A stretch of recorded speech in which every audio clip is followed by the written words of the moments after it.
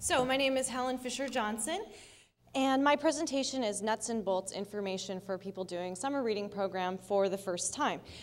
Quickly, I'd just like to acknowledge that my colleagues from San Bernardino County Library have helped with a lot of the information in this presentation has all been developed in the past several years as a team. So what is summer reading program or summer reading club? There's two portions: a reading for rewards portion where children, teens, and adults can earn incentives throughout the summer by reading books or listening to audiobooks or doing different activities. And then, of course, programs and performers, special events throughout the library throughout summer that use the summer reading program theme to promote the library and reading and encourage use at the library. So planning for summer reading program. There is a sample planning timeline available on page 9 of the manual, but what I have found is that I need a lot more direction than that, and I need to keep a pretty long list of what I do. So there is an additional planning document that will be available on the website with the PowerPoint presentations. And basically, summer reading program planning begins as soon as you finish your last program from the current year.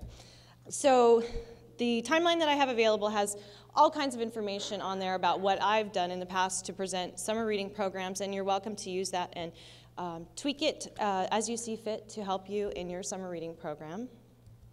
So budgeting, determining your funding sources. Do you have any money available from your library system? Do you have funds available from your friends of the library? Are you allowed to solicit cash donations and donations of items from your local businesses? Can you get corporate sponsors? I know some library systems are actually not allowed to ask for donations of cash or items, but a lot of times if you have a Friends of the Library group, you can solicit through them.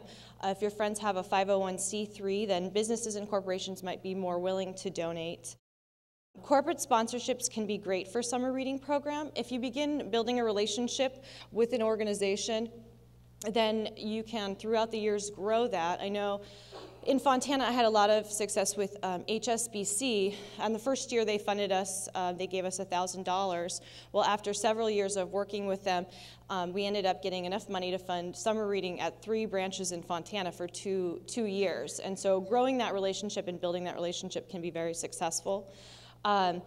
Our former youth services coordinator was able to work with Target and get Target to sponsor 4 performers at libraries in our county that had Targets in their community. So that can be very successful as well for your budget.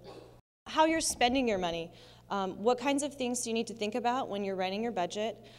Program materials like your book logs, your posters, your bookmarks, book bags, incentives, the items that you're going to be awarding to children, teens, and adults when they read the appropriate books, decorations, performers, craft materials and supplies, marketing materials. There's a lot to spend money on and usually not enough money. So the next thing to do is think about ways to stretch your dollars. So for example, partnering with a neighboring library or branch library. So when I was in the city of Fontana, one of the things we were able to do is work with our large branch with 2 smaller branches and we ended up offering the teen programs were all the same at those 3 branches, and we were able to order supplies and save money on shipping and buying in bulk, and that allowed us to save a lot of money in that instance. Looking for donations of items to supplement your incentive orders. Again, donations from local businesses. We find especially popular whatever hamburger or milkshake gift cards you can get from your local fast food restaurants. Using whatever in-house resources you have for marketing and PR, and partnering with local community groups to present programs rather than having all paid performers. Registration and tracking. What do children, teens, and or adults need to do to be able to sign up? Do they need a library card? Will you have them fill out registration cards? Will you use an Excel spreadsheet or Access database? Evance Summer Reader. I had used registration cards when I started because I had a couple hundred kids signing up, and as the program grew and we moved into a larger library, we had almost 3,000 kids signing up for summer reading program, so having little cards wasn't working for us anymore, so we ended up switching and using a spreadsheet that worked really well.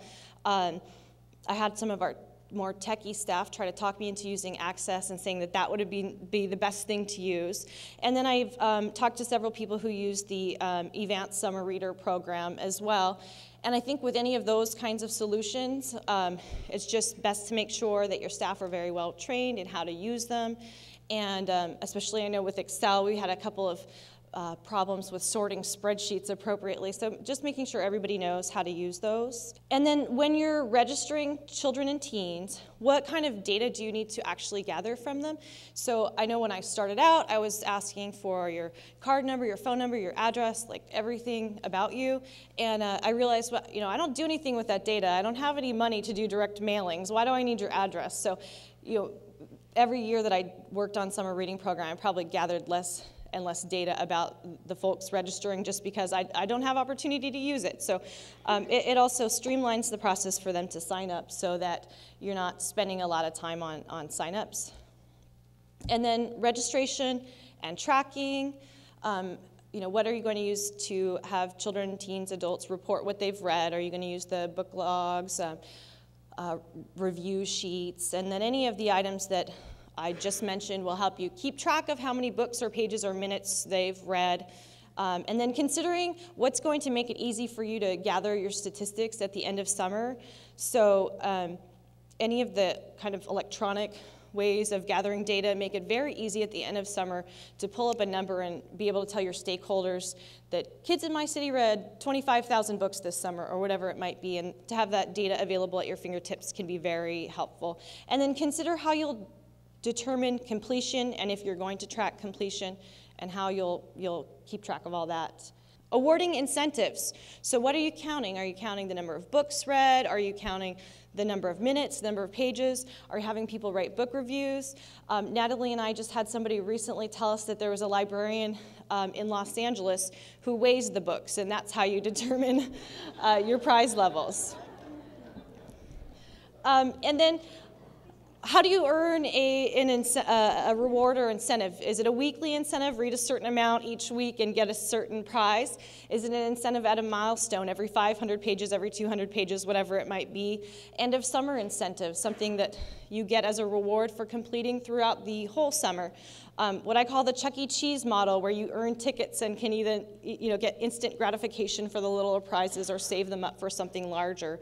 I've used a trade show wheel for the last couple of years that I love and could be a salesperson for these trade show wheels because like the kids go to that like I go to a roulette wheel. It's like they just want to spin it, and so the prizes are on the wedges that you slip into there, and when you run out of prizes you can just stick something new in there and it becomes even more exciting for them to see new prizes that come up. And then raffle tickets.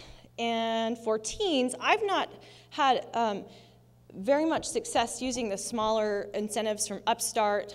For them, we've had better success at our branches with larger items like the mugs or the canvas bags and having them work towards doing more to earn a bigger incentive, a paperback, a candy bar, whatever it might be.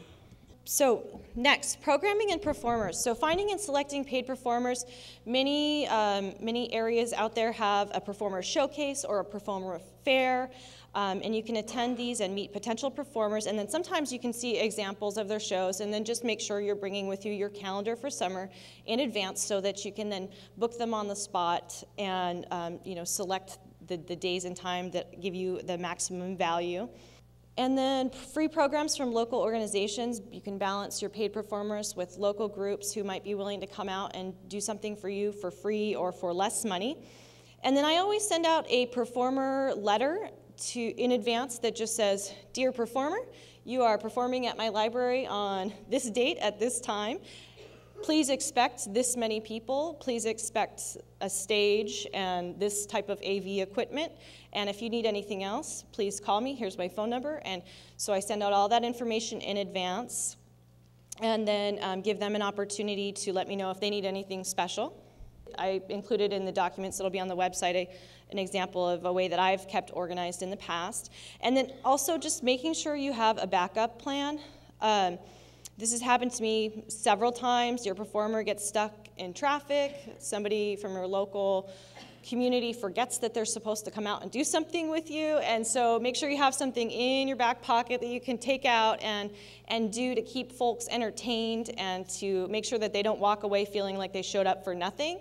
And so especially, you know, if you have something going on for very small children, that's very easy to have a story time, or you could do skits or something else, but just making sure you have that backup plan just in case something goes wrong. And then generally my experience with teens has not, paid performers have not been very successful for us.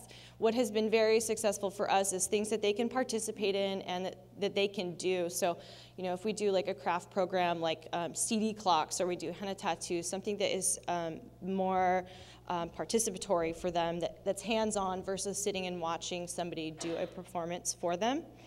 And of course, working with your teens to see what they want over summer, just asking them directly and working with them.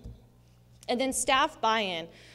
You know, I personally can't imagine why people would not like summer reading program, because it's my favorite time of the year in the branch. But I know that some people do get frustrated, and so getting buy-in and having your staff promote summer reading program with passion and excitement and enthusiasm in your library is very important. So, you know, what's in it for them?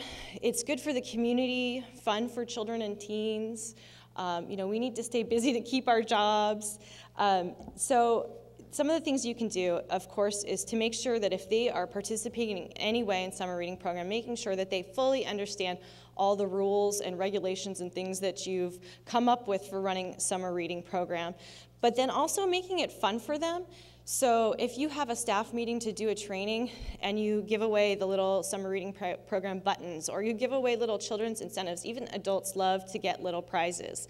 And then at the library where my office has been located last summer, the adult services librarian actually did a adult summer reading program specifically for library staff.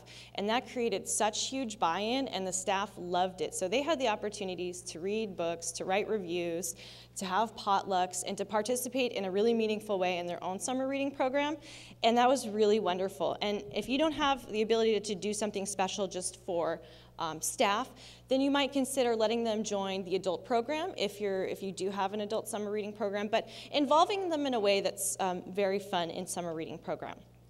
So for any first-timers out there, good luck. Summer reading program is the most exciting, busy, and fun time of the entire year. It can be crazy, but it's definitely worthwhile. And thank you very much for your time.